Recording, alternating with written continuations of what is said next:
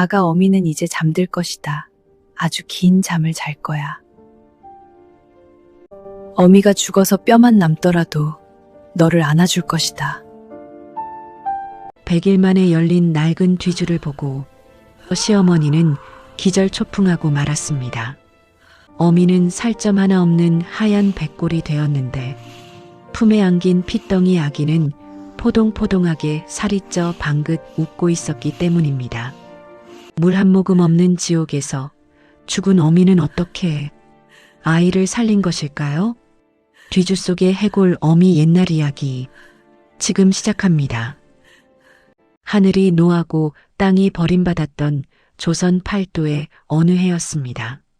봄부터 시작된 가뭄은 여름이 지나도록 비 한 방울 뿌리지 않았고 논바닥은 거북이 등껍질처럼 쩍쩍 갈라져 먼지만 풀썩거렸습니다. 풀 뿌리며 나무 껍질까지 모조리 벗겨먹은 백성들은 이제 흙을 파서 배를 채우다 피를 토하며 죽어가는 지옥 같은 시절이었습니다. 경기도의 한 산골 마을, 쓰러져가는 초가집 마당에는 무거운 정적만이 감돌고 있었습니다. 이 집에는 만삭의 몸을 이끌고 시집온 착한 며느리 연하와 돈이라면 핏줄도 팔아먹을 만큼 독하기로 소문난 시어머니 최 씨, 그리고 연하의 남편 만석이 살고 있었습니다. 어느 늦은 밤 남편 만석은 보찜을 싸며 며느리 연하의 손을 꼭 잡았습니다. 그의 표정은 비장하면서도 갓 태어난 핏덩이 아들을 두고 떠나야 하는 죄책감으로 어두웠습니다. 부인 미안하오. 내 어떻게든 한양 가서 돈을 벌어올 테니 조금만 더 버텨주시오. 어머니 성격이 저래도 설마 갓난 손주를 굶기기야 하겠소? 내 금방 쌀가마니 지고 돌아오리다. 그때까지만 참아주시오. 서방님, 가지 마십시오. 차라리 산에서 칡뿌리라도 캐먹으며 같이 사는 게 낫습니다. 어머님 눈빛이 요즘 들어 너무 무섭습니다. 제가 아이를 낳고 나서부터는 저를 보는 눈이 마치 짐승을 보는 것 같습니다. 연하는 눈물을 흘리며 남편의 옷자락을 붙잡았습니다. 시어머니 최 씨는 며느리가 아들을 낳았음에도 입 하나 더 늘었다며 혀를 차던 사람이었습니다. 하지만 만석은 가장으로서 처자식을 굶길 수 없다는 생각에 결국 아내의 손을 뿌리치고 대문을 나섰습니다. 그것이 부부의 마지막이 될 줄은 그땐 아무도 몰랐습니다. 남편이 떠나자마자 최 씨의 본색은 기다렸다는 듯 드러났습니다. 곳간에는 아직 쌀이 조금 남아 있었지만 최 씨는 곳간 문에 커다란 자물쇠를 채워버렸습니다. 그리고는 하루 종일 며느리를 굶기며 일을 시키기 시작했습니다. 야, 이년아. 해가 중천인데 아직도 자빠져 있어? 서방 없다고 아주 상전 노릇을 하려 드는구나. 저기 냇가에 가서 빨래 다 해오고 뒷산 가서 땔감도 해와라. 빈손으로 오면 국물도 없을 줄 알아. 연하는 갓난아이를 포대기에 업고 비틀거리는 몸으로 냇가로 향했습니다. 제대로 먹지 못해 퉁퉁 부은 다리는 후들거렸고 등 뒤에서 우는 아이의 울음소리는 굶주림에 지쳐 가늘게 떨리고 있었습니다. 연하가 차가운 냇물에 손을 담그고 방망이질을 할 때마다 하늘이 핑 도는 현기증이 찾아왔습니다. 해질녘이 되어 집에 돌아오면 부엌에서는 고소한 밥 냄새가 풍겨왔습니다. 최 씨가 몰래 쌀을 꺼내 혼자 밥을 지어 먹은 것이었지요. 하지만 연하에게는 쉰 보리밥 덩어리조차 주지 않았습니다. 어머님, 저는 굶어도 좋으니 제발 미음 끓일 쌀 한 줌만 주십시오. 제 젖이 말라서 아이가 하루 종일 웁니다. 이러다 우리 혜원이 굶어 죽겠습니다.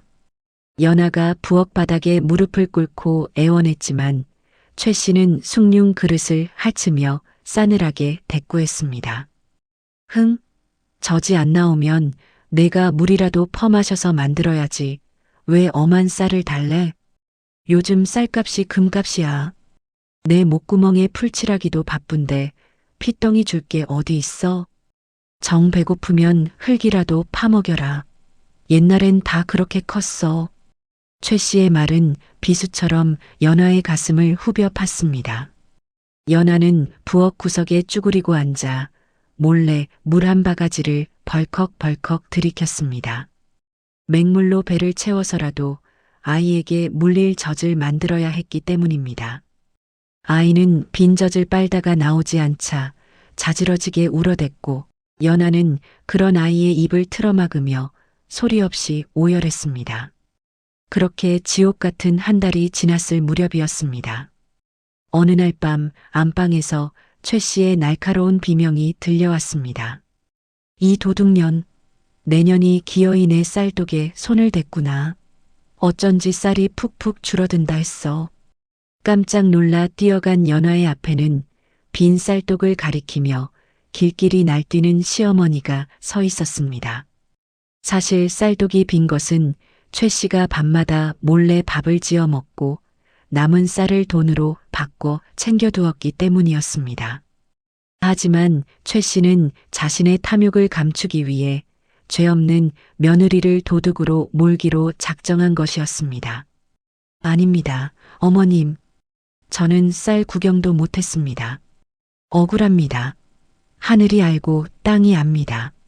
연아가 억울함에 가슴을 치며 호소했지만 이미 눈이 뒤집힌 최 씨에게 진실 따위는 중요하지 않았습니다. 최 씨는 벽에 걸려있던 다듬이 방망이를 집어들고 며느리를 향해 휘둘렀습니다. 억울해? 어디서 눈을 동그랗게 뜨고 말댔구야. 서방 없다고 쌀 훔쳐서 친정에 빼돌린 거 내가 모를 줄 알았냐? 도둑질한 며느리는 필요 없다.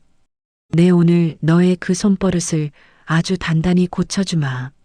최 씨는 며느리의 머리채를 거칠게 휘어잡고 질질 끌고 나갔습니다. 연아는 품에 안은 아이가 다칠까봐 몸을 웅크린 채 비명을 질렀습니다.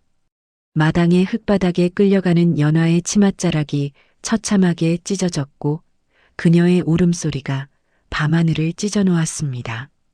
시어머니가 향한 곳은 마당 구석, 거미줄이 무성하고 음습한 기운이 감도는 낡은 뒤주 앞이었습니다.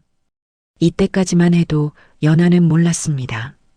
그 낡은 나무 상자가 자신이 세상과 이별할 무덤이 될 줄은, 그리고 그 안에서 100일간의 끔찍하고도 위대한 기적이 시작될 줄은 꿈에도 몰랐습니다. 시어머니 최 씨는 짐승을 다루듯 며느리 연아의 머리채를 휘어잡고 마당 구석으로 질질 끌고 갔습니다. 연아는 품에 안은 핏덩이 아들이 다칠까봐 흙바닥에 무릎이 갈리고 치마가 찢어지는 와중에도 비명 한번 제대로 지르지 못하고 몸을 웅크렸습니다. 그녀가 끌려간 곳은 집안 구석, 햇빛조차 잘 들지 않는 음습한 곳에 놓인 낡은 뒤주 앞이었습니다.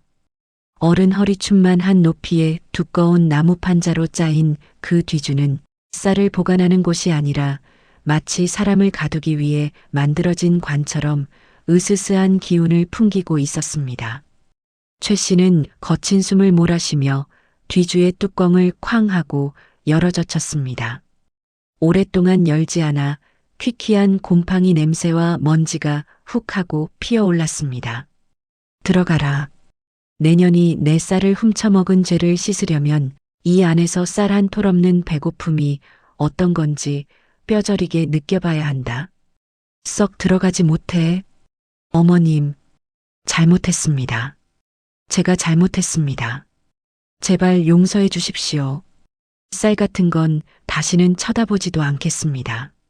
하오나 어머님, 이 아이는, 우리 혜원이는 죄가 없지 않습니까? 제발 아이만이라도 밖에서 자게 해 주십시오. 이 좁은 곳에 갇히면 아이가 죽습니다. 연아는 시어머니의 바짓가랑이를 붙잡고 울며불며 애원했습니다. 하지만 독이 오를 대로 오른 최 씨에게 며느리의 눈물은 그저 듣기 싫은 소음일 뿐이었습니다. 최 씨는 며느리의 손을 매몰차게 뿌리치고는 그녀의 등을 억지로 떠밀어 뒤주 안으로 구겨 넣었습니다. 좁디좁은 나무 상자 안. 연하는 갓난아이를 가슴에 꼭 껴안은 채 짐짝처럼 그 안으로 처박혔습니다. 그녀가 몸을 일으키려 하기도 전에 머리 위에서 육중한 나무 뚜껑이 쾅 하는 소리와 함께 닫혔습니다. 순식간에 세상의 모든 빛이 차단되었고 숨막히는 어둠이 연하를 집어삼켰습니다.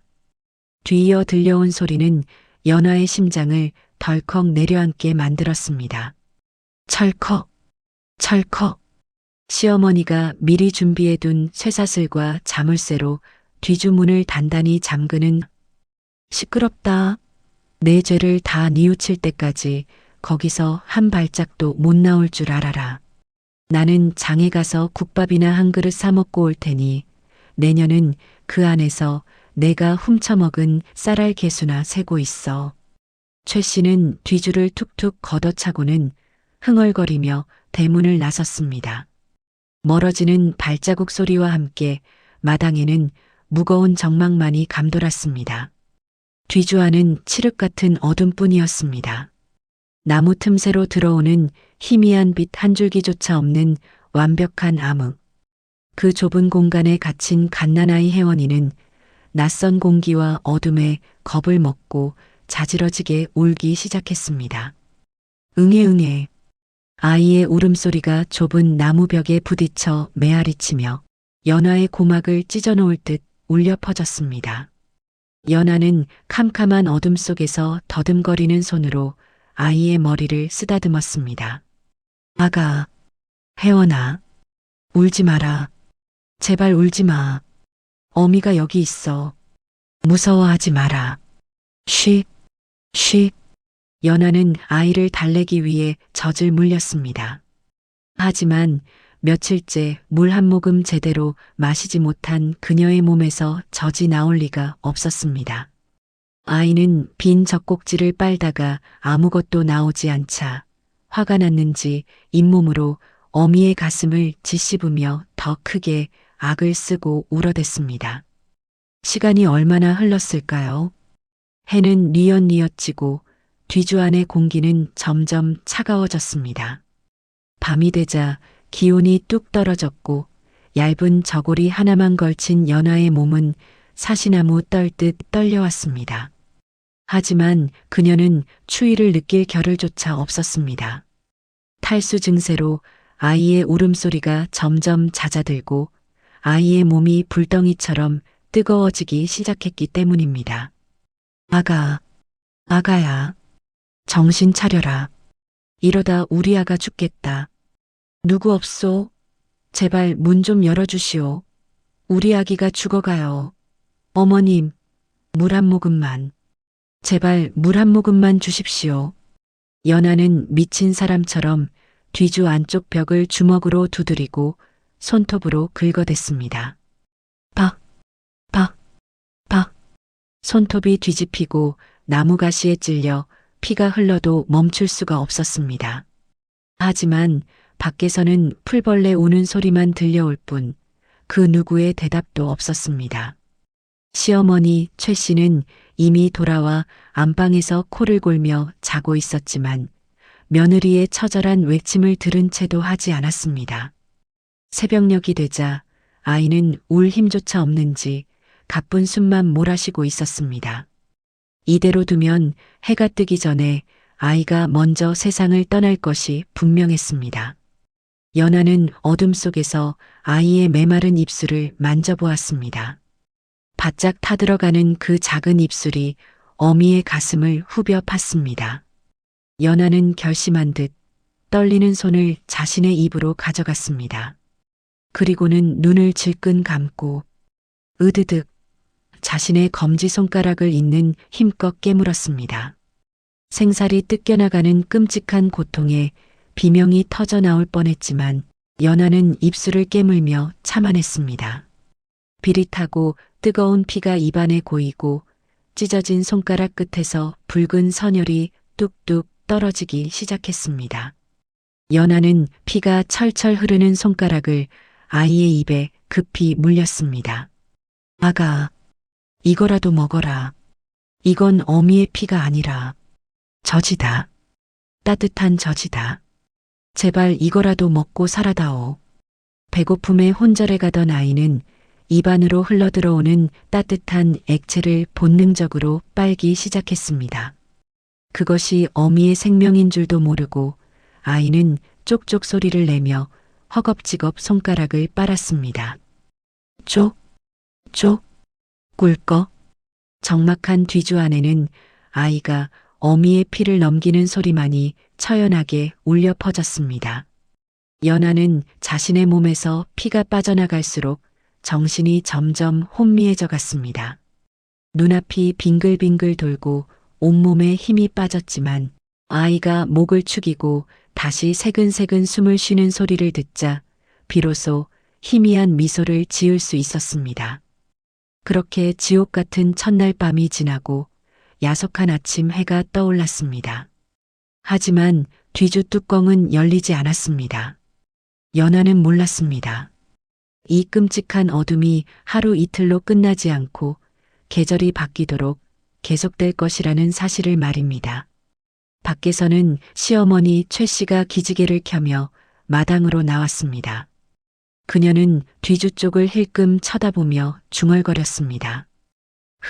밤새 조용하네. 벌써 죽은 건가? 아니면 도끼가 빠져서 얌전해진 건가? 어디 며칠 더 굶겨봐야 정신을 차리지. 그렇고 말고. 최 씨는 뒤주 근처에는 얼씬도 하지 않은 채 부엌으로 들어가 밥 짓는 냄새를 풍겼습니다. 고소한 밥 냄새가 문틈으로 스며들자 뒤주 안의 연아는 배고픔보다 더 큰 절망을 느껴야 했습니다. 산 사람의 잔인함이 귀신보다 더 무섭다는 것을 뼈저리게 느끼며 연아는 피 묻은 손으로 아이를 더욱 꽉 끌어안았습니다. 지옥 같은 이틀이 지나고 사흘째 되는 날 아침이 밝았습니다. 뒤주 안의 시간은 바깥 세상과 다르게 흘렀습니다. 해 뜨는 것을 볼 수 없으니 낮인지 밤인지 알 수 없었고 오로지 틈새로 스며드는 한기와 온기로 시간을 짐작할 뿐이었습니다. 연아는 이제 소리를 지를 힘조차 남아있지 않았습니다. 목구멍은 타들어가 쩍쩍 갈라졌고 혀는 말라비틀어져 입천장에 달라붙었습니다. 아기에게 피를 먹이느라 손가락을 몇 번이나 다시 깨물었는지 그녀의 열 손가락은 성한 곳 없이 너덜너덜해져 있었습니다. 피를 너무 많이 흘린 탓에 정신은 몽롱했고 귓가에는 웅하는 이명 소리만 끊임없이 맴돌았습니다. 그때 마당에서 시어머니 최 씨의 발소리가 들려왔습니다. 연아는 희미해져가는 의식을 붙잡고 마지막 힘을 짜내어 나무 벽을 두드렸습니다. 어머님, 물 좀 주십시오. 살려주십시오. 제발. 하지만 그 소리는 개미 기어가는 소리처럼 작고 힘이 없었습니다. 마당에 나온 최 씨는 뒤주 쪽을 힐끔 쳐다보며 고개를 갸웃거렸습니다. 안에서 아무런 인기척이 들리지 않았기 때문입니다. 사흘이나 굶겼으니 이제쯤 살려달라고 발악을 할 법도 한데 쥐 죽은 듯 조용한 것이 오히려 최 씨의 심기를 건드렸습니다. 이것들이 벌써 죽었나? 아니면 기운이 빠져서 자빠져 자는 건가? 에잉, 찝찝해라. 문을 열어보자니 시체 썩는 냄새가 날까 겁나고 그냥 두자니 찜찜하고 최 씨는 뒤주 주위를 서성이다가 마당 한 구석에 놓인 거대한 맷돌을 발견했습니다. 그녀의 입가에 비릿한 미소가 번졌습니다. 혹시나 며느리가 힘을 써서 뚜껑을 열고 나올지도 모른다는 생각, 그리고 만에 하나 살아있다면 아예 못 나오게 만들어야겠다는 잔인한 생각이 스쳐 지나갔습니다. 그래, 차라리 아예 못 나오게 눌러버리자. 죽었으면 관 뚜껑 닫는 셈 치고 살았으면 운명이거니 해야지. 최 씨는 끙끙거리며 무거운 맷돌을 들어 올렸습니다. 그리고는 뒤주 뚜껑 위로 쿵 하고 내려놓았습니다. 그 육중한 소리는 마치 연화의 관 뚜껑에 마지막 못을 박는 소리처럼 마당의 정적을 깨고 울려 퍼졌습니다. 뒤주 안에서 그 소리를 들은 연화는 절망에 눈을 감았습니다. 이제 살아서 나갈 희망은 완전히 사라졌습니다. 머리 위를 짓누르는 맷돌의 무게가 자신의 목을 조여오는 저승사자의 손길처럼 느껴졌습니다. 닷새가 지났습니다. 뒤주 안의 공기는 탁해질 대로 탁해졌고 죽음의 그림자가 연화의 코앞까지 다가왔습니다. 연화의 호흡은 거친 쇠소리를 내며 끊어질 듯 이어졌습니다. 품에 안긴 아이 혜원이도 어미의 상태를 아는지 울음소리를 멈추고 가쁜 숨만 몰아쉬고 있었습니다. 연화는 자신의 죽음이 임박했음을 직감했습니다. 손발이 얼음장처럼 차가워지고 심장이 느리게 뛰기 시작했습니다. 하지만 죽음의 공포보다 더 무서운 것은 자신이 죽고 나면 차가운 시체 밑에 깔려 죽게 될 아이의 운명이었습니다. 안 된다. 나는 가더라도 우리 혜원이는 살아야 해. 내가 죽어서 굳어버리면 우리 아가가 내 몸에 눌려 숨을 못 쉴 텐데 어찌해야 하나? 어찌해야 우리 아가를 살릴 수 있나? 연화는 꺼져가는 생명의 불씨를 태워 마지막 몸부림을 쳤습니다. 좁디좁은 뒤주 안에서 그녀는 힘겹게 무릎을 꿇었습니다. 그리고 허리를 깊숙이 숙여 자신의 배와 허벅지 사이에 작은 공간을 만들었습니다. 마치 어미 캥거루가 주머니를 만들듯 자신의 온몸을 둥글게 말아 그 안에 아이를 소중하게 품었습니다. 그리고 떨리는 손으로 저고리의 옷고름을 풀어 헤쳤습니다. 자신의 맨가슴을 드러내어 아이의 얼굴을 파묻어 주었습니다. 아가, 혜원아, 잘 듣거라. 어미는 이제 잠들 것이다. 아주 긴 잠을 잘 거야. 하지만 너는 자면 안 된다. 너는 살아야 해. 어미가 죽어서 뼈만 남더라도 너를 안아줄 것이다. 연화의 눈에서 붉은 피눈물이 주르륵 흘러내려 아이의 볼을 적셨습니다. 그녀는 아이의 귓가에 마지막 유언을 속삭였습니다. 배가 고프면 어미의 살을 뜯어먹어라. 목이 마르면 어미의 피를 빨아먹어라. 다 파먹고 뼈만 남더라도 어미는 아프지 않으니 제발 살아서 나가다오. 연화는 아이를 안은 두 팔에 온 힘을 주어 깍지를 꼈습니다. 죽어서 몸이 굳더라도 절대로 아이를 놓치지 않겠다는 어미의 처절한 의지였습니다. 그녀의 고개가 서서히 떨구어졌습니다. 거칠게 이어지던 숨소리가 가르랑 하는 소리를 내더니 이내 툭 하고 끊어지고 말았습니다. 차디찬 뒤주안 어미 연화는 그렇게 숨을 거두었습니다. 세상은 그녀를 버렸고 시어머니는 그녀를 죽였지만 그녀의 사랑만은 죽지 않았습니다. 놀라운 일이 벌어졌습니다. 숨이 끊어진 연화의 몸이 서서히 차갑게 식어가고 팔다리가 딱딱하게 굳어가기 시작했습니다. 하지만 기이하게도 아이를 품에 안고 있는 그녀의 가슴과 두 팔 그리고 아이가 웅크리고 있는 배 안쪽의 공간만은 식지 않았습니다. 마치 아궁이에 불을 지핀 것처럼 뜨끈한 온기가 그곳에 머물러 있었습니다. 어미의 혼이 육신을 떠나지 않고 아이를 덮어주는 이불이 되어 남아있는 것만 같았습니다. 그날 밤 마당에 묶여있던 개들이 뒤주 쪽을 향해 구슬프게 짖어대기 시작했습니다. 우우, 우우, 마치 주인의 죽음을 애도하듯 혹은 뒤주 안에서 일어나는 기이한 기적을 보고 놀란 듯 개들의 울음소리는 밤새도록 끊이지 않았습니다. 시어머니 최 씨는 그 소리가 시끄럽다며 방문을 걸어 잠갔지만 뒤주 안에서 시작된 100일간의 미스터리는 이제 막 그 막을 올리고 있었습니다. 이제 며느리는 죽고 시어머니는 그녀를 잊었습니다. 하지만 뒤주 속의 시간은 멈추지 않았습니다. 산 사람도 버티기 힘든 그곳에서 핏덩이 아이는 죽은 어미와 함께 어떻게 100일을 견뎌냈을까요? 며느리 연화의 숨이 끊어지고 그 위로 육중한 맷돌이 올려진 그날 밤이 깊었습니다. 시어머니 최 씨는 이제 모든 근심이 사라졌다고 믿었습니다. 눈에 가시 갔던 며느리도 사라졌고 밤낮 없이 울어대던 핏덩이 손주의 목소리도 끊겼으니 이제야말로 두 다리 뻗고 편안히 잠들 수 있겠다 싶었지요. 그녀는 안방 아랫목에 누워 죄책감 하나 없는 얼굴로 코를 골며 잠이 들었습니다.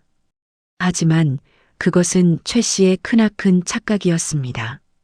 뒤주 안에 갇힌 것은 연화의 육신뿐, 자식을 살리려는 그 질긴 혼과 한은 결코 갇히지 않았기 때문입니다. 사흘이 지나고 나흘이 지났습니다. 마당의 뒤주는 마치 거대한 무덤처럼 묵묵히 서 있었습니다. 최 씨는 오가며 뒤주를 볼 때마다 이제 썩은 내가 날 때가 됐는데 하며 코를 킁킁거렸지만 이상하게도 뒤주에서는 시체 썩는 악취 대신 싸늘한 냉기만이 감돌 뿐이었습니다. 그러던 닷새째 되던 날 밤이었습니다. 달빛조차 구름에 가려 칠흑같이 어두운 밤, 최 씨는 갑자기 잠에서 깼습니다. 누군가 자신을 부른 것도 아닌데 등골이 오싹해지며 식은 땀이 흘렀습니다. 적막한 안방 문풍지가 바람에 파르르 떨리는 소리 사이로 마당 건너편에서 들려오는 기이한 소리가 최 씨의 귀를 파고들었습니다. 드득, 드득, 드득. 그것은 쥐가 쌀포대를 갉아먹는 소리와는 달랐습니다. 마치 누군가 날카로운 손톱을 세워 두꺼운 나무 판자를 안쪽에서 처절하게 긁어대는 듯한 소름 끼치는 소리였습니다. 이불을 목까지 끌어올린 최 씨의 동공이 지진이 난 듯 흔들렸습니다. 이게 무슨 소리야? 설마 아직 살아있는 게냐? 닷새 동안 물 한 모금 못 마시고 그 좁은 통에 갇혀 있었는데 아직도 숨이 붙어 있단 말이냐? 최 씨는 공포를 누르며 귀를 쫑긋 세웠습니다. 나무를 긁는 소리는 한동안 계속되더니 뚝 그쳤습니다.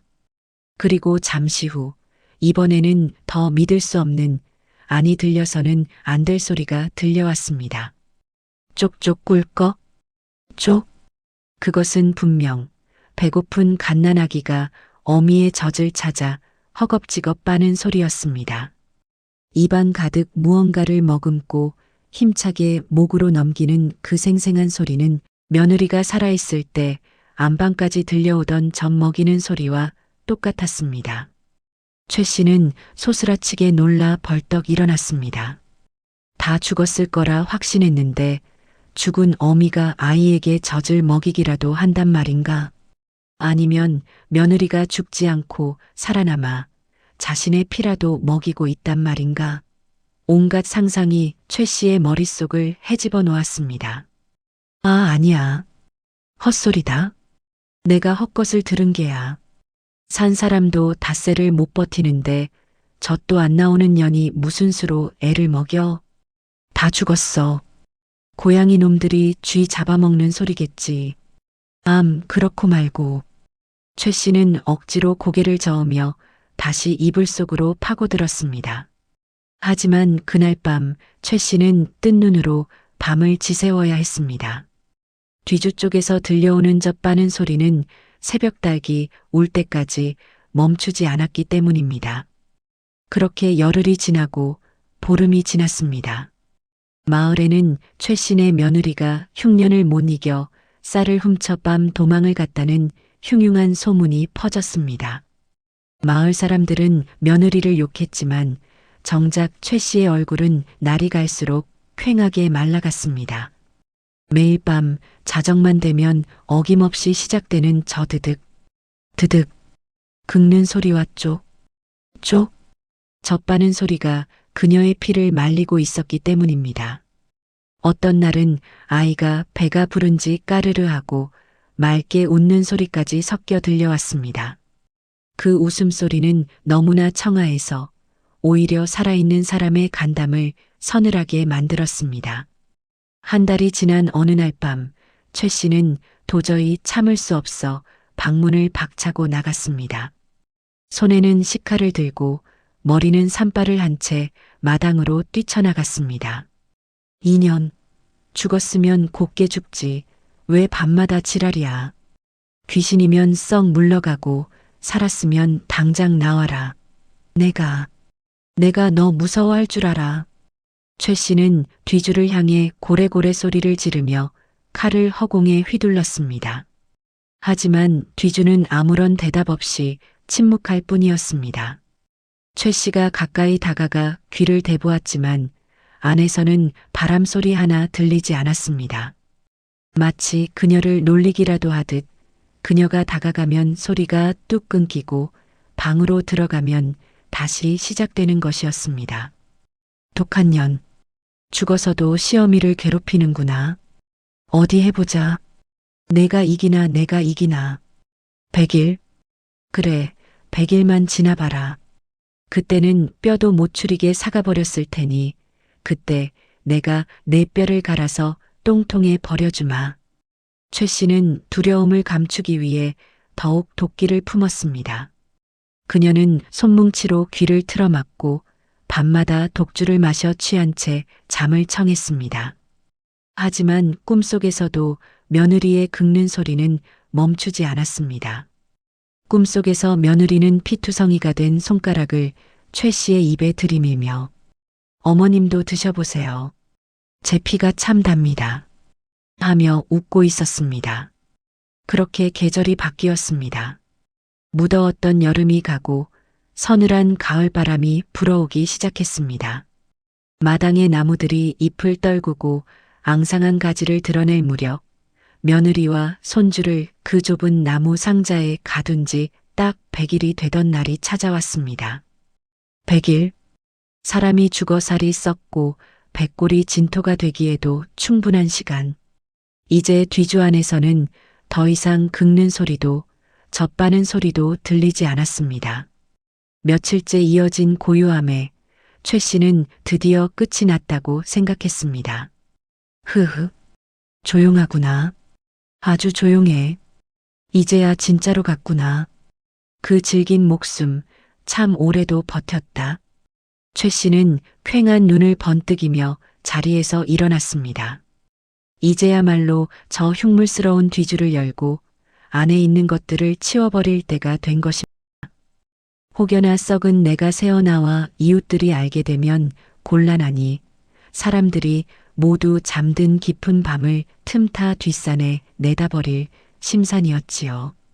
달빛조차 숨을 죽인 캄캄한 밤, 최 씨는 호롱불 하나를 들고 조심조심 뒤주 앞으로 다가갔습니다. 100일 동안 닫혀있던 그 금기의 문을 열기 위해 녹슨 자물쇠에 열쇠를 꽂아 넣었습니다. 그녀는 몰랐습니다. 자신이 열려는 것이 단순한 나무 상자가 아니라 죽음조차 넘어선 기적의 현장이라는 것을, 그리고 그 안에서 마주하게 될 공포가 그녀의 남은 생을 지옥으로 만들 것이라는 사실을 말입니다. 최 씨는 떨리는 손으로 뒤주 위에 올려두었던 무거운 맷돌을 끙끙거리며 밀어냈습니다.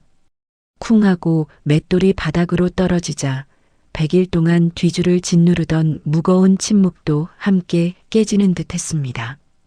그녀는 호롱불을 바닥에 내려놓고 녹슨 자물쇠에 열쇠를 꽂았습니다.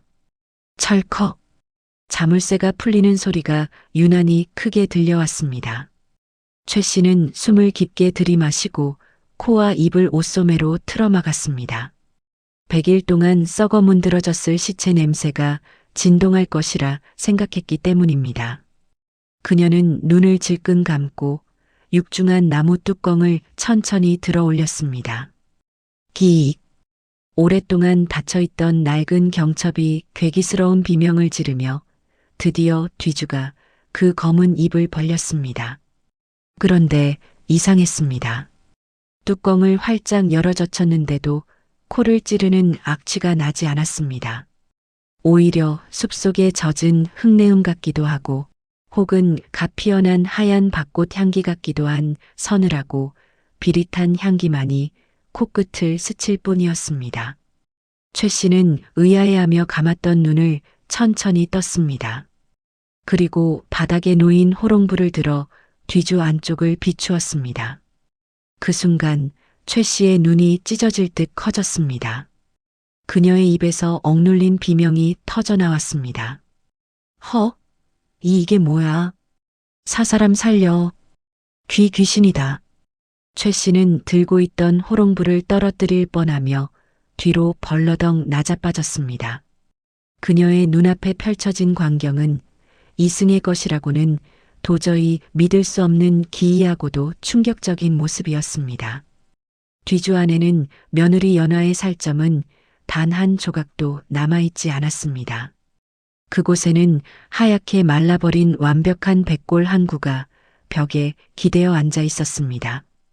머리카락은 다 빠져 앙상한 두개골만 남았고 갈비뼈는 하얗게 드러나 있었습니다. 그런데 놀랍게도 그 백골은 무언가를 아주 소중하게 품에 안고 있는 자세를 하고 있었습니다. 손가락 뼈마디 하나하나가 서로 깍지를 낀 채 품 안의 공간을 단단히 지키고 있었습니다. 그리고 그 앙상한 갈비뼈 사이 백골의 품 안에는 믿을 수 없는 생명이 꿈틀거리고 있었습니다. 말도 안 돼. 저게 어떻게 살아있어? 백골이 된 어미의 품에는 갇힐 때만 해도 숨이 넘어갈 듯 비쩍 말랐던 핏덩이 손주가 포동포동하게 살이 찐 채 놀고 있었습니다. 100일 동안 물 한 모금, 쌀 한 톨 구경하지 못한 아이의 피부는 갓 찐 찹쌀떡처럼 뽀얗고 윤기가 흘렀습니다. 아이는 갑자기 들어온 불빛이 신기한 듯 해골 어미의 턱뼈를 고사리 같은 손으로 만지작거리고 있었습니다.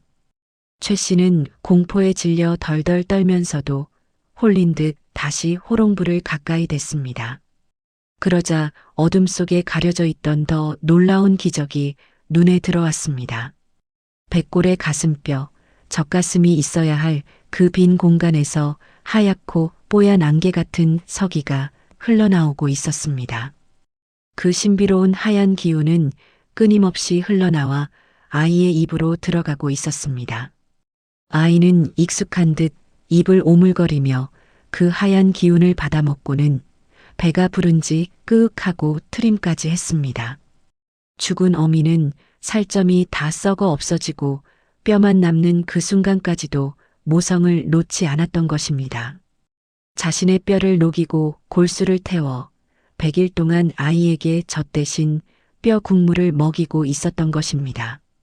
아이는 호롱불을 든 할미를 보더니 해골의 손가락 뼈를 꼭 쥔 채 까르르 하고 맑게 웃었습니다. 그 웃음소리는 죽음의 공간인 뒤주 안을 가득 채우며 밤하늘로 맑게 퍼져나갔습니다. 하지만 죄지은 최 씨에게 그 소리는 저승사자의 웃음소리보다 더 끔찍하게 들렸습니다. 괴물이다. 저건 사람이 아니야. 어미 뼈를 파먹고 큰 괴물이야. 아이고, 나 살려. 내 집에 마구니가 들었네. 마구니가 들었어. 최 씨는 바닥을 기어 도망치려 했지만 공포에 질려 다리에 힘이 풀리는 바람에 주저앉고 말았습니다. 그때 뒤주 안에서 달그락하는 소리가 들렸습니다. 마치 백골이 고개를 돌려 최 씨를 노려보는 것 같았습니다. 텅 빈 눈구멍 깊은 곳에서 시퍼런 도깨비불 같은 앙광이 번뜩이는 듯 했습니다. 내 아이를 건드리지 마라. 어디선가 며느리의 서늘한 목소리가 귓가에 들리는 듯해 최 씨는 머리를 감싸쥐고 비명을 질렀습니다. 뒤주 밖으로 뿜어져 나오는 냉기가 한여름 밤의 공기를 얼어붙게 만들었습니다. 최 씨는 엉금엉금 기어서 안방으로 도망쳐 문을 걸어 잠갔지만 밖에서는 여전히 아이의 까르르 웃는 소리와 백골이 달그락거리는 소리가 들려왔습니다. 날이 밝을 때까지 최 씨는 이불 속에서 사시나무 떨듯 떨었습니다. 하지만 그녀는 알았습니다. 날이 밝으면 저 괴물 같은 것들을 어떻게든 처리해야 한다는 것을. 살아남은 아이와 죽은 어미의 뼈. 이 끔찍한 증거를 없애지 않으면 자신이 죽을지도 모른다는 공포가 그녀를 다시 움직이게 만들었습니다. 공포에 질려 밤을 지새운 최 씨는 날이 밝자마자 끔찍한 결심을 했습니다.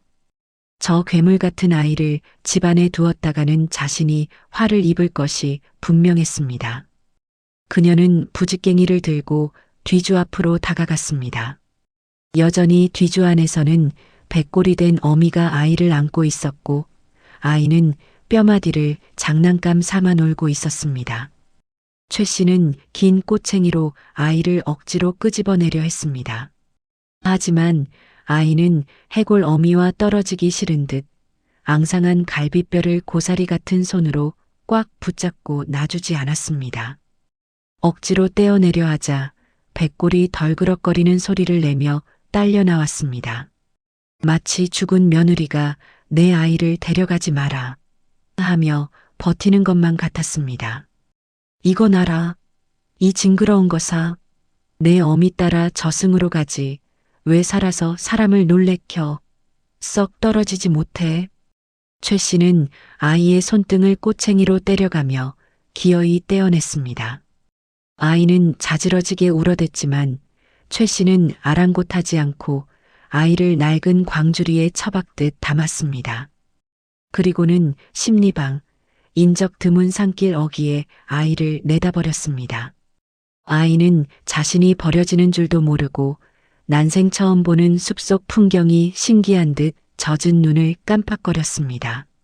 최 씨가 아이를 버리고 도망치듯 집으로 돌아온 바로 그날 오후였습니다. 마당에 낯익은 목소리가 들려왔습니다. 한양으로 돈을 벌러 갔던 남편 만석이 돌아온 것입니다. 어머니, 연아야, 내가 왔다. 고생 많았지? 내 쌀을 이만큼이나 지고 왔다. 이제 우리 세 식구 배불리 먹고 살 수 있다. 만석은 등에 쌀가마니를 지고 손에는 아내에게 줄 꽃신과 아이에게 줄 베네저고리를 든 채 환하게 웃으며 들어왔습니다. 하지만 그를 맞이한 것은 아내와 아이가 아닌 표독스러운 어머니 최 씨뿐이었습니다. 최 씨는 아들을 보자마자 대성통곡을 하며 바닥에 주저앉았습니다. 아이고 만석아, 이제 오면 어떡하니. 집안에 망조가 들었다. 망조가 들었어.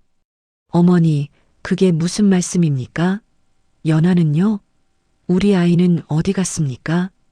최 씨는 눈 하나 깜짝하지 않고 끔찍한 거짓말을 쏟아냈습니다. 그년 말도 마라. 내가 며느리라고 쌀 아껴가며 먹였더니 글쎄 그년이 흉년 핑계를 대고 곶간 쌀을 몽땅 훔쳐서 도망갔다. 갓난쟁이까지 업고 야반도주를 했어. 내가 못 살아 정말. 만석은 청천벽력 같은 소리에 들고 있던 꽃신을 떨어뜨렸습니다. 착하디 착한 아내가 그럴 리 없다고 생각했지만 어머니는 가슴을 치며 억울하다고 소리쳤습니다. 만석은 미친 사람처럼 마을과 온 산을 뒤지며 아내의 이름을 불렀습니다. 연아야, 어디 갔느냐? 내가 왔다. 쌀 훔친 거라면 괜찮다. 다 용서할 테니 제발 돌아만 다오. 연아야, 혜원아. 만석의 절규가 메아리쳐 마당 구석에 있는 낡은 뒤주에까지 닿았습니다. 하지만 만석은 꿈에도 몰랐습니다. 자신이 그토록 찾아 헤매던 아내와 아이가 바로 등 뒤에 있는 저 차가운 나무 상자 안에 갇혀 있었다는 것을, 그리고 지금 아내는 백골이 되어 그 안에 누워 있다는 것을 말입니다. 몇 날 며칠을 식음을 전폐하고 찾아다니던 만석은 결국 우라병을 얻어 자리에 눕고 말았습니다. 아내를 지키지 못했다는 죄책감과 배신감에 시달리던 그는 시름시름 앓다가 그의 겨울을 넘기지 못하고 피를 토하며 세상을 떠나고 말았습니다. 최 씨는 아들의 장례를 치르면서도 눈물 한 방울 흘리지 않았습니다. 오히려 약한 놈 제복을 제가 걷어찼다며 혀를 찰 뿐이었습니다. 그렇게 며느리와 아들, 손주까지 모두 자신의 손으로 없애버린 최 씨는 그들의 목숨값으로 챙긴 쌀을 먹으며 탐욕스러운 삶을 이어갔습니다. 한편 산길에 버려졌던 아이는 어떻게 되었을까요? 마침 탁발을 하러 산을 내려오던 노스님 한 분이 아이의 울음소리를 듣게 되었습니다. 풀숲 사이에서 들려오는 울음소리는 보통 아이의 것과는 달랐습니다. 슬프면서도 땅을 울리는 묵직한 힘이 있는 소리였습니다. 이 깊은 산 중에 웬 갓난아이 울음소리인고, 산짐승이 우는 소리는 아닌데. 스님이 풀숲을 헤치자 광주리에 담긴 아이가 보였습니다. 스님은 아이를 안아들고는 깜짝 놀랐습니다. 아이의 몸에서는 젖 비린내가 아니라 서늘하면서도 향긋한 백골의 향기가 났기 때문입니다. 그리고 아이의 목에는 죽은 어미가 찢어서 묶어둔 피 묻은 옷고름이 탯줄처럼 감겨 있었습니다. 스님은 단번에 이 아이가 범상치 않은 사연을 가졌음을, 산 사람이 아닌 죽은 자의 기운으로 자라난 아이임을 알아챘습니다. 나무 아미타불. 산 사람이 낳았으나 죽은 자가 키운 아이로구나. 내 어미가 너를 살리기 위해 뼈를 깎아 먹였으니 너는 세상에서 가장 귀하고도 무거운 목숨이다. 스님은 아이를 품에 안고 마을로 내려갔습니다. 수소문 끝에 최 씨의 집 앞을 지나게 되었지요. 마침 아들의 제사를 지내고 나오던 최 씨는 스님의 품에 안긴 아이를 보고 소스라치게 놀랐습니다. 자신이 버린 그 아이가 분명했기 때문입니다. 아이고, 스님. 그 아이는 누굽니까? 어미가 버린 모양인데 흉년이라 다들 살기 힘들어 그런가 봅니다. 재수없게 그런 걸 왜 안고 다니십니까? 보살님, 이댁 며느리가 아이를 낳았다고 들었는데 그 아이는 어디 있습니까? 그게 며느리년이 몹쓸 전염병에 걸려 죽는 바람에 아이까지 다 태워버렸습니다. 우리 집엔 아이가 없어요. 다 죽었습니다. 최 씨의 뻔뻔한 거짓말이 떨어지자마자 스님 품에 얌전히 안겨있던 아이가 갑자기 고개를 돌려 최 씨를 노려보았습니다. 그리고는 자지러지게 울기 시작했습니다. 그 울음소리가 어찌나 표독스럽고 날카로운지 최 씨는 뒷걸음질 치다 엉덩방아를 찍고 말았습니다.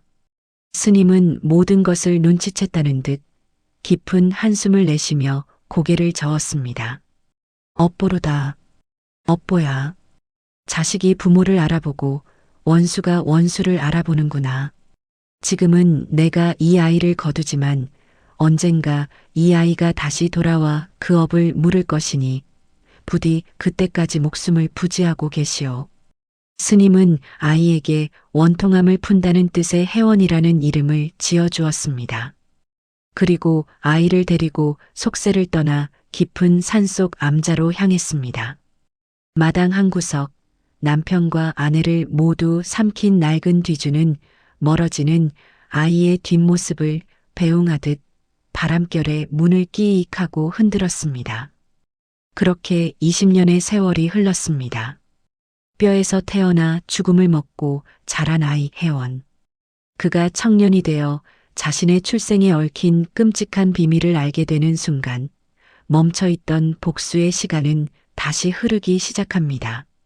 첩첩산 중 구름도 쉬어간다는 깊은 산속 암자에서 20년이라는 긴 세월이 유수와 같이 흘렀습니다. 노스님의 품에 안겨 산으로 들어왔던 핏덩이 아이 혜원은 어느덧 약관의 나이를 넘긴 훤칠하고 총명한 청년으로 성장해 있었습니다. 그는 스님을 아버지처럼 따르며 글을 익히고 무예를 연마했는데 글 읽는 소리는 낭낭하여 산새들을 불러 모았고 검을 휘두르는 몸놀림은 날랜 산짐승처럼 거침이 없었습니다. 하지만 겉보기에 완벽해 보이는 혜원에게는 남들은 이해할 수 없는 기이하고도 서글픈 버릇이 하나 있었습니다. 그는 유독 몸이 허하거나 마음이 쓸쓸해질 때면 쌀밥이나 고기 대신 하얗게 우러난 사골 국물을 미친 듯이 찾곤 했습니다. 아무런 간도 하지 않은 밍밍하고 비릿한 그 하얀 국물을 벌컥벌컥 들이킬 때마다 혜원은 이유를 알 수 없는 서러움에 북받쳐 하염없이 눈물을 쏟아내곤 했지요. 자신이 왜 우는지, 이 국물에서 왜 사무치는 그리움의 맛이 나는지조차 모른 채 말입니다. 가을바람이 스산하게 불어와 낙엽을 떨구던 어느 늦은 밤이었습니다. 혜원은 마당에서 달빛을 받으며 검술 수련을 하고 있었습니다. 그 모습을 오랫동안 지켜보던 노스님이 무겁게 입을 떼며 혜원을 불렀습니다. 스님의 표정은 그 어느 때보다 비장하고 엄숙하여 마치 오랫동안 미루어왔던 숙제를 끝내려는 사람 같았습니다. 혜원아, 검을 거두고 이리 와 앉거라. 저 달을 보니 이제 때가 된 것 같구나. 내가 어디서 왔고 누구의 피와 살로 만들어졌는지 그 아프고도 끔찍한 진실을 이제는 내게 말해주어야겠다. 혜원은 스님의 목소리에서 심상치 않은 기운을 느끼고 무릎을 꿇었습니다. 스님은 깊은 한숨을 내쉬더니 20년 전 흉년이 들었던 그의 가을의 이야기를 꺼냈습니다. 산길 어귀에 버려져 있던 낡은 광주리, 그리고 그 안에 담겨 있던 핏덩이 아이의 이야기를 천천히 풀어놓았습니다. 그리고 마침내 그 아이를 안고 있었던 존재에 대해 입을 열었습니다. 그것은 따뜻한 살을 가진 사람이 아니라 뒤주 속에 갇혀 하얗게 말라버린 백골이었다는 사실을 말입니다. 혜원아, 잘 듣거라. 너는 사람의 젖을 먹고 큰 것이 아니다. 내 어미는 좁은 뒤주에 갇혀 굶어 죽으면서도 차마 너를 놓고 갈 수가 없어 자신의 뼈를 녹이고 골수를 태웠다. 그 앙상한 갈비뼈 사이에서 흘러나온 하얀 석이, 그것이 내가 100일 동안 먹고 자란 양식이었다. 내가 그토록 하얀 뼈 국물을 찾으며 울었던 것도 내 몸속에 어미의 뼈가 흐르고 있기 때문이니라. 스님의 말이 끝나자 방 안에는 숨막히는 정적이 흘렀습니다. 혜원의 동공이 지진이 난 듯 거칠게 흔들렸습니다. 그는 믿을 수 없다는 표정으로 자신의 두 손을 들어 올렸습니다. 그리고 떨리는 손으로 자신의 얼굴을 만지고 단단한 팔뚝을 움켜쥐어 보았습니다. 지금 만져지는 이 따뜻한 살과 단단한 뼈가 사실은 어머니가 죽어가며 쥐어짜낸 마지막 찌꺼기였다니. 자신이 어머니를 파먹고 살아남은 끔찍한 괴물처럼 느껴졌습니다. 혜원은 견딜 수 없는 혐오감과 죄책감에 사로잡혀 짐승 같은 비명을 질렀습니다. 그럴 리가 없습니다. 말도 안 됩니다. 제가 어머니의 뼈를 녹여먹고 살았다니요. 차라리 죽지. 차라리 그때 같이 죽게 내버려두지. 왜 저만 살리셨습니까? 왜 저를 어미 잡아먹은 괴물로 만드셨습니까? 혜원은 미친 사람처럼 자신의 가슴을 주먹으로 내리치고 제 얼굴을 핥히었습니다. 어머니의 살을 뜯어먹고 연명했다는 사실이 너무나 끔찍해서 당장이라도 배를 갈라 그 피를 다 쏟아내고 싶은 심정이었습니다.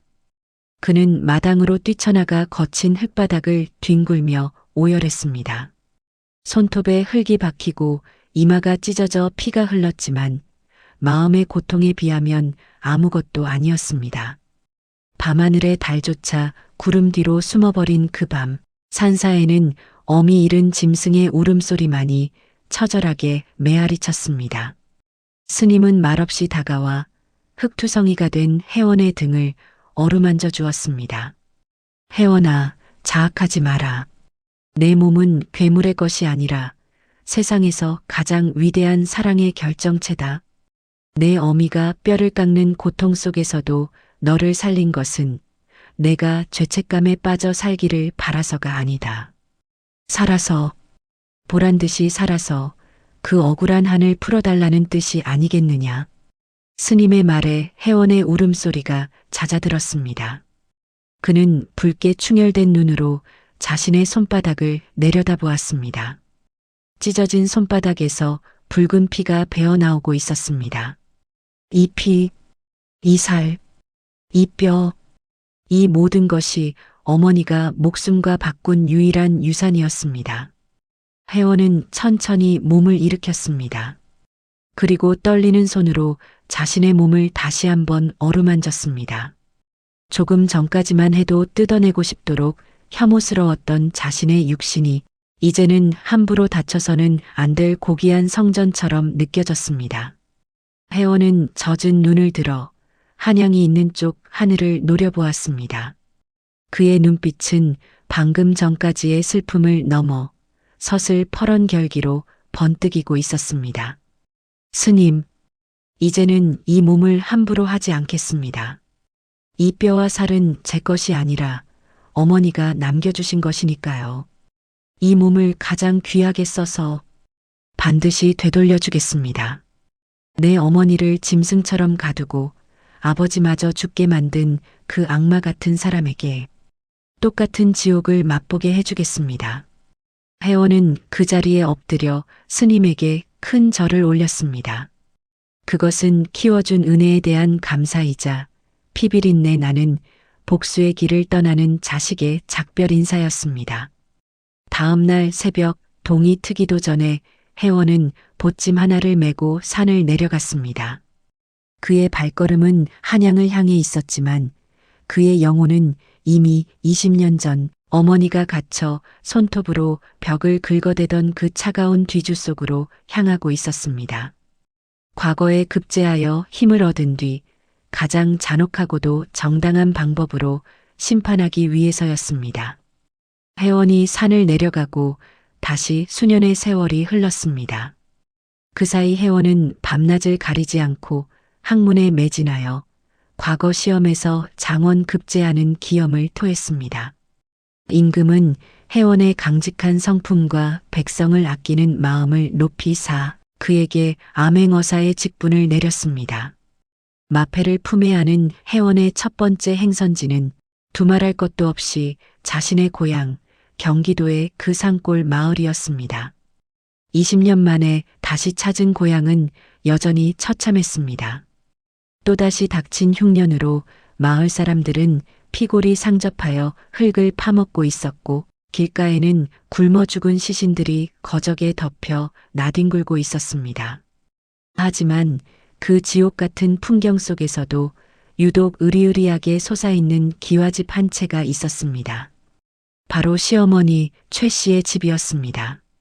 높게 쌓아 올린 담장 너머로는 기름진 고기 굽는 냄새가 흘러나왔고 곳간에는 쌀가마니가 썩어날 정도로 가득 차 있었습니다.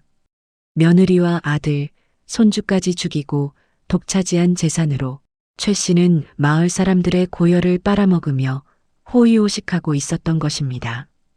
혜원은 화려한 관복 대신 낡고 해진 무명옷을 입었습니다. 가끈이 떨어진 헝겊을 쓰고 얼굴에는 숯검댕을 칠해 영락없는 떠돌이 거지의 행색을 갖추었습니다. 그는 지팡이 하나의 의지에 절뚝거리며 자신의 어머니가 묻혀 죽었던 그 집 대문 앞으로 다가갔습니다. 이리 오너라. 지나가는 과객인데 목이 말라 그러니 숭늉 한 그릇만 얻어먹읍시다. 혜원이 대문을 거칠게 두드리자 안에서 짜증 섞인 발소리가 들려왔습니다. 잠시 후 끼익하는 소리와 함께 대문이 열리고 7순이 넘은 꼬부랑 노파가 지팡이를 짚고 나왔습니다. 세월이 흘러 허리는 굽고 얼굴은 쭈글쭈글해졌지만 그 탐욕스럽고 독살맞은 눈빛만은 20년 전 며느리를 뒤주에 가두던 최 씨의 모습 그대로였습니다. 최 씨는 혜원의 남루한 행색을 위아래로 훑어보더니 코를 싸지며 손을 휘저었습니다. 에잉 쯧쯧. 아침부터 재수없게 웬 거짓대가 몰려와. 우리 집엔 개줄 밥은 있어도 사람 줄 밥은 없다. 썩 꺼지지 못해. 최 씨가 대문을 쾅 닫으려 하자 혜원은 재빨리 지팡이를 문틈에 찔러 넣으며 버텼습니다. 그리고 최 씨의 눈을 똑바로 응시하며 의미심장한 미소를 지었습니다. 허허, 인심 한번 고약하구려. 헌데 노인장, 내가 이 마을에 들어오다 기이한 소문을 하나 들었소. 이댁 며느리가 20년 전에 쌀을 훔치다 뒤주에 갇혀 굶어 죽었다던데 그게 사실이요? 그 말을 듣는 순간 최 씨의 얼굴이 백지장처럼 하얗게 질렸습니다. 지팡이를 쥐고 있던 쭈글쭈글한 손이 사시나무 떨듯 떨려왔습니다. 20년 동안 묻어두었던 금기.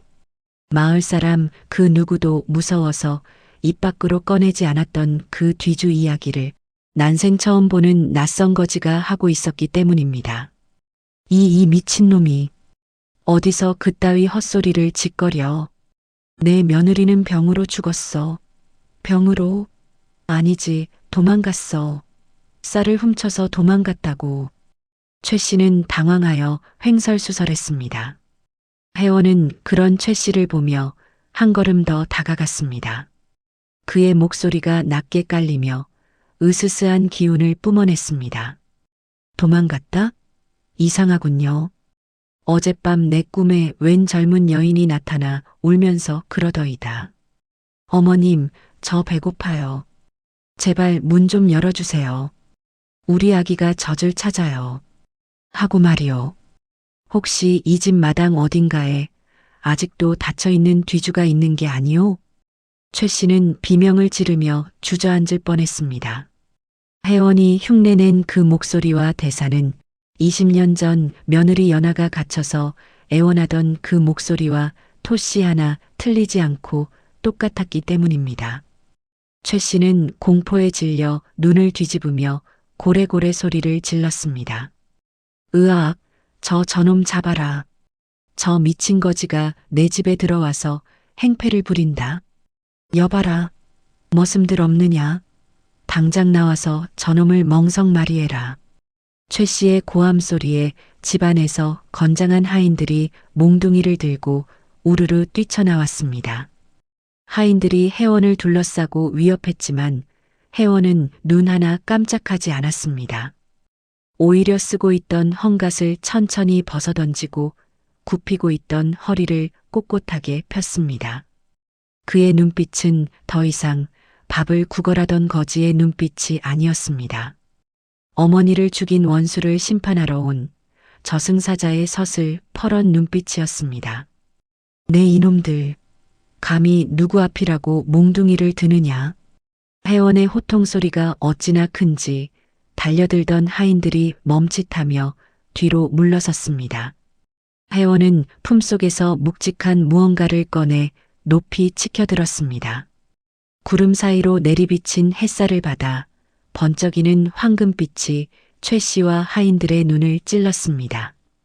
5마리의 말이 새겨진 둥근 패, 바로 임금의 권한을 상징하는 마패였습니다. 암행어사 출두요. 이 고을의 악독한 살인마, 최 씨를 당장 포박하라.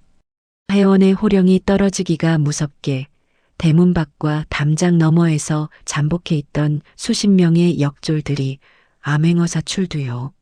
를 복창하며 들이닥쳤습니다. 와! 하는 함성과 함께 고요하던 기와집은 순식간에 아수라장이 되었습니다.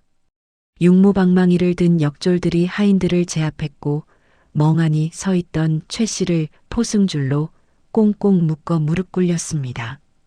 최 씨는 상황 파악이 안 되는지 눈만 껌뻑이다가 이내 발악하며 소리쳤습니다. 이게 무슨 날벼락이야. 내가 누군지 알아? 나는 죄가 없다. 거지놈이 벼슬아치 행세를 하며 사람 잡네. 증거를 대라. 내가 사람을 죽였다는 증거가 어디 있느냐. 끝까지 발뺌하는 최 씨 앞으로 혜원이 천천히 걸어갔습니다. 그의 발걸음 하나하나가 20년 전 어머니가 뒤주 안에서 긁어대던 손톱 소리처럼 최 씨의 심장을 옥죄어 왔습니다. 혜원은 최 씨의 코앞까지 다가가 그녀의 눈을 똑바로 응시하며 말했습니다. 증거를 원하느냐? 내가 20년 전 며느리와 손주를 가두고 맷돌을 올려놓았던 그 지옥의 상자. 그것이 어디 있는지 내가 모를 줄 알았느냐. 혜원은 손을 들어 마당 구석의 낡은 창고를 가리켰습니다. 최 씨의 동공이 흔들렸습니다. 그곳은 20년 전 사건 이후 뒤줄을 처박아 두고 한 번도 열지 않았던 곳이었습니다. 여봐라. 저 창고 구석에 처박혀 있는 녹슨 뒤줄을 지금 당장 대령하라. 그 안에 서린 원혼이 오늘 이 늙은 악기를 심판할 것이다. 역졸들이 창고 문을 부수고 먼지 쌓인 낡은 뒤줄을 마당 한가운데로 끌고 나왔습니다.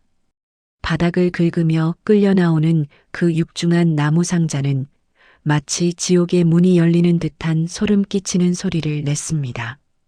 그것을 본 최 씨는 사색이 되어 비명을 질렀습니다. 자신이 저질렀던 죄악의 증거물이 20년의 세월을 넘어 다시 눈앞에 나타났기 때문입니다. 드디어 시작된 핏빛 심판. 어머니를 죽인 뒤주의 시어머니를 가두는 가장 잔혹하고도 정당한 복수가 기다리고 있었습니다. 혜원의 추상 같은 명령이 떨어지자 역졸들이 창고 구석에 처박혀 있던 낡은 뒤줄을 마당 한가운데로 끌어내기 시작했습니다. 바닥을 긁으며 끌려 나오는 육중한 나무 상자는 마치 지옥의 문이 열리는 듯 끼익 하는 소름 끼치는 비명을 질렀습니다. 그 소리를 들은 최 씨는 사색이 되어 뒷걸음질 쳤습니다. 20년 전 자신이 며느리를 산채로 가두고 그 위에 무거운 맷돌을 올려놓아 죽였던 바로 그 저주받은 관이었기 때문입니다. 먼지가 수북이 쌓인 뒤주에서는 아직도 20년 전의 억울한 피비린내가 진동하는 듯 했습니다. 혜원은 천천히 뒤주 앞으로 다가갔습니다. 그리고 거친 나무 표면을 손으로 쓸어보았습니다. 차가운 나무의 감촉에서 20년 전 이곳에 갇혀 손톱이 다 빠지도록 안쪽 벽을 긁어대던 어머니의 고통과 절망이 생생하게 전해져 오는 듯 했습니다. 혜원의 눈시울이 붉어졌지만 이내 그는 차갑게 표정을 굳히고 바들바들 떨고 있는 최 씨를 내려다보았습니다. 이 뒤줄을 기억하느냐? 20년 전 너는 만삭의 며느리와 갓난 핏덩이를 이 안에 짐짝처럼 구겨 넣었다. 그리고 물 한 모금 주지 않은 채 100일 동안 지옥을 맛보게 했지.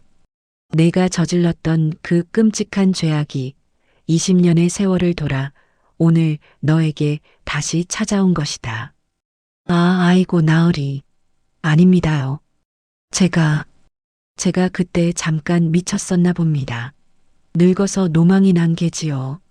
제발 목숨만은 살려주십시오. 이 늙은 몸으로 저기 들어가면 당장 숨이 막혀 죽습니다요. 제발. 최 씨는 이마가 깨지도록 땅바닥에 머리를 찌으며 애원했습니다. 자신이 저지른 짓은 생각지 않고 당장 닥쳐온 고통 앞에 비굴하게 목숨을 구걸하는 꼴이라니.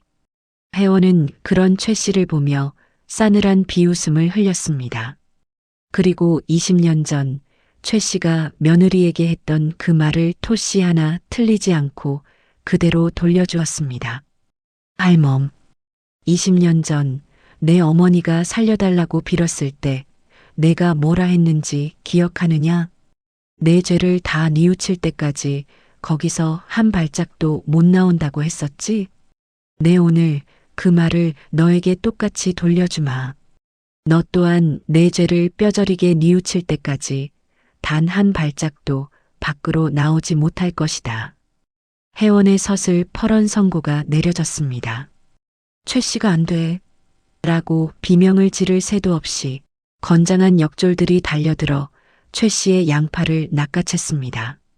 최 씨는 돼지 멱다는 소리를 지르며 발버둥 쳤지만 젊은 장정들의 힘을 당해낼 재간은 없었습니다. 이거 노란 말이야. 나는 못 들어간다. 저기는 귀신 소굴이야. 들어가면 죽어. 으악. 역졸들은 최 씨를 짐짝처럼 들어 올려 뚜껑이 열린 뒤주 안으로 거칠게 밀어 넣었습니다. 최 씨의 몸이 억지로 구겨지듯 좁은 공간으로 처박혔습니다. 그녀가 밖으로 나오려 손을 뻗는 순간 혜원은 가차없이 육중한 나무 뚜껑을 쾅 하고 닫아버렸습니다. 마당에 무거운 굉음이 울려 퍼졌습니다. 그리고 20년 전 며느리를 가두었던 바로 그 녹슨 자물쇠가 이번에는 시어머니를 가두기 위해 철컥하고 채워졌습니다. 뒤주 안에서는 짐승 같은 비명과 함께 쾅쾅거리며 나무 벽을 두드리는 소리가 들려왔습니다. 문 열어. 문 열란 말이야. 어두워. 숨 막혀. 사람 살려. 하지만 혜원은 눈 하나 깜짝하지 않았습니다.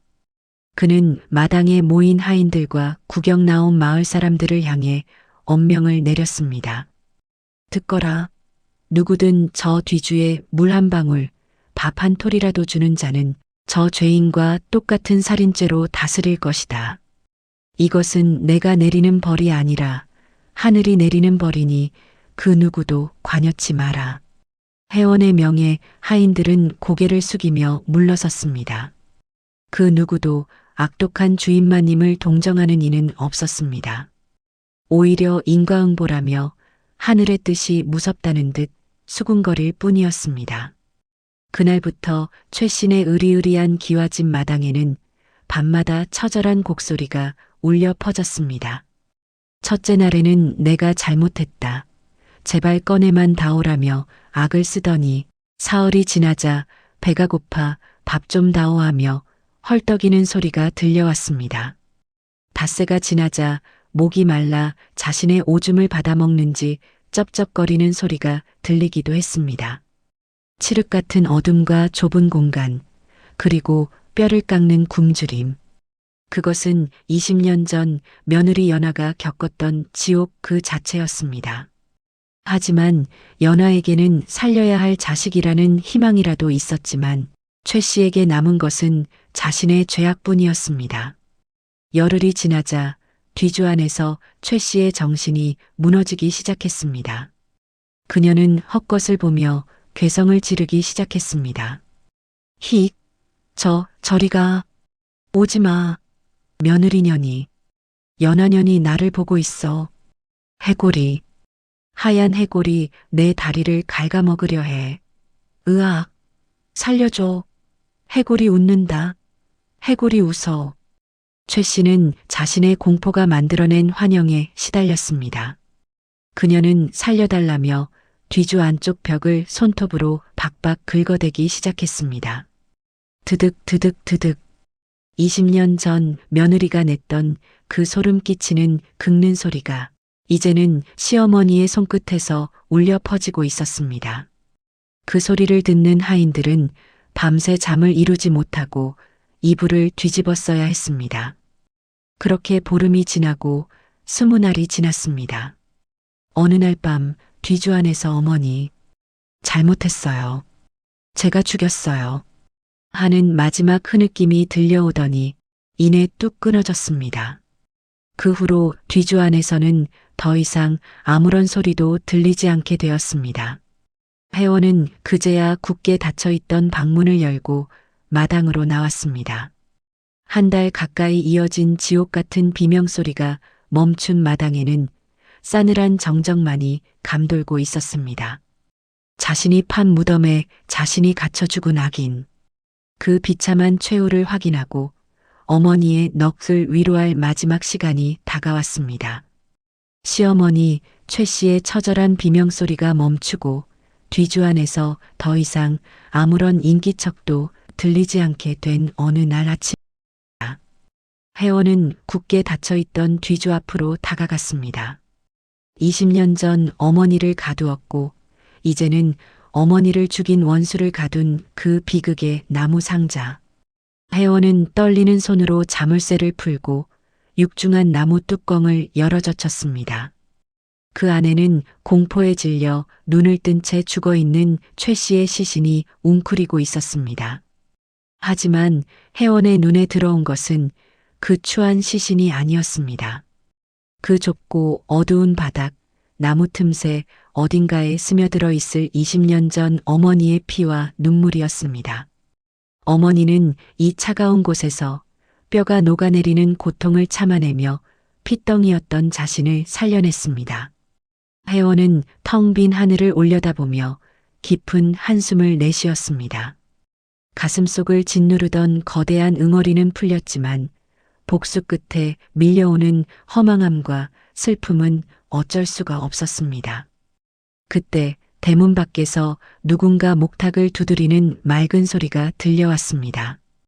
혜원을 키워준 노스님이었습니다. 스님은 혜원을 향해 인자한 미소를 지으며 마당으로 들어섰습니다. 스님의 품에는 하얀 천으로 감싼 작은 보찜 하나가 소중하게 들려 있었습니다. 혜원아, 이제 다 끝났구나. 악연은 끊어졌고 원한은 씻겨나갔다. 자, 이것을 바꿔라. 스님이 건넨 보찜을 받아든 혜원의 손이 미세하게 떨렸습니다.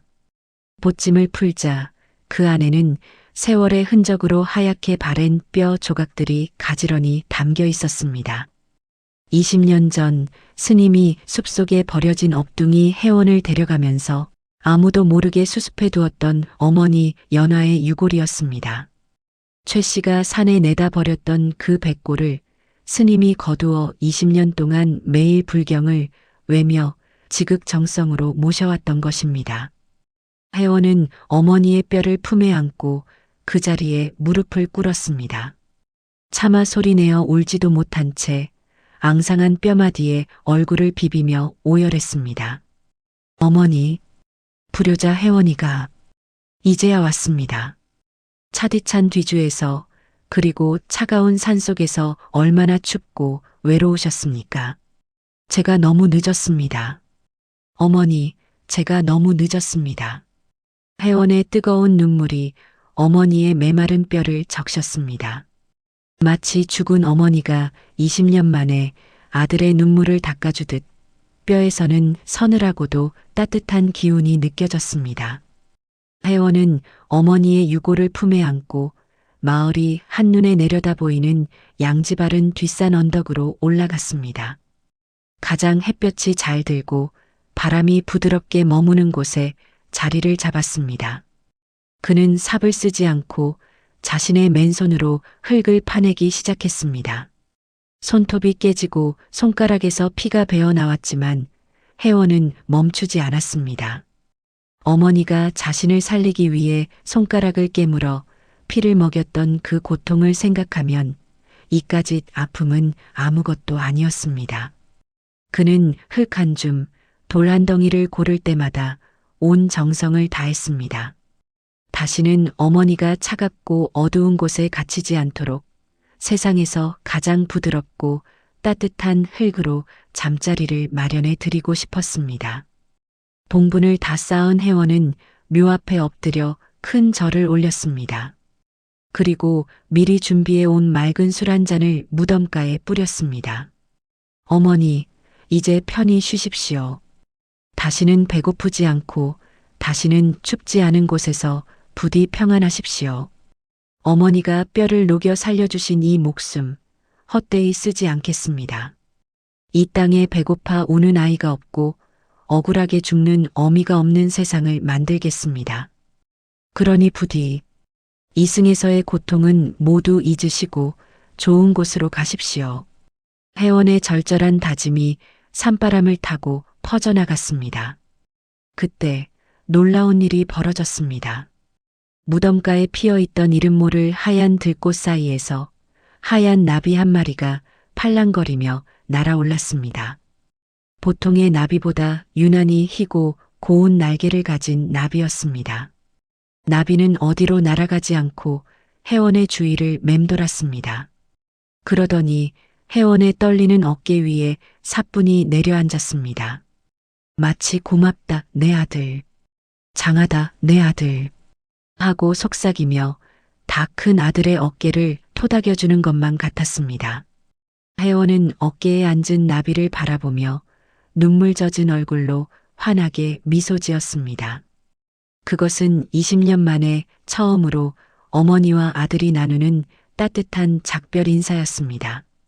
잠시 후 나비는 푸른 하늘 높이 날아올라 구름 속으로 사라졌습니다. 혜원은 나비가 보이지 않을 때까지 오래도록 그 자리에 서서 손을 흔들었습니다. 세월이 흘러 어사 박혜원은 백성들을 굶주림에서 구하는 조선 최고의 목민관이 되었다고 합니다.